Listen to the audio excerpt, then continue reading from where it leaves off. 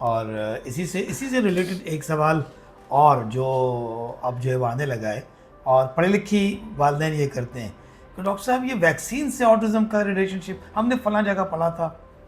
तो छोटा सा तबसरा चाहूँगा इस पे आपका हो जाए। असल में ये बड़ी बात है कि लोग जो है ना फ़ौरन बीमारियों पे, वैक्सीन पे जो है ना नेट खोल देते हैं। और अब तो यही का ज़माना है, फ़ौरन एआई खोला निकाल दिया।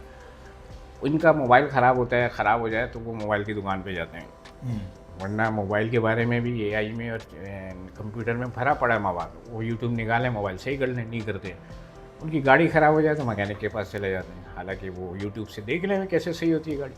लेकिन बच्चे को कोई बीमारी हो जाए तो जी फ़ौरन जी जी। उन्होंने जो है ना नेट पे जाना है। कोई दवाई डॉक्टर ने लिख दी तो नेट पे जाना है और कह देना है कि ये होता है और ये होता है। जी सही बिल्कुल ना, सही। नेट अपने ऊपर नहीं लेता कुछ।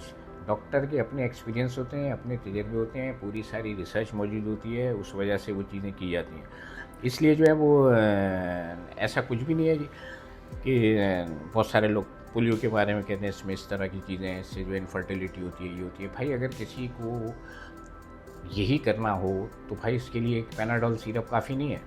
तो आप बगैर पूछे पीते हैं, उसमें कर दे भाई, इतनी एंटीबायोटिक है उसमें कर दे भाई ये काम। जी जी बिल्कुल इससे बिल्कुल। इतने आप लोग, यानी पाकिस्तान में सबसे ज़्यादा सेल जो है मल्टी वाइटामिन की होती है जी, अच्छी है। और सारी मल्टीनेशनल कंपनियां बनाती हैं, तो वो उसके ज़रिए नहीं कर सकते हैं सब कुछ।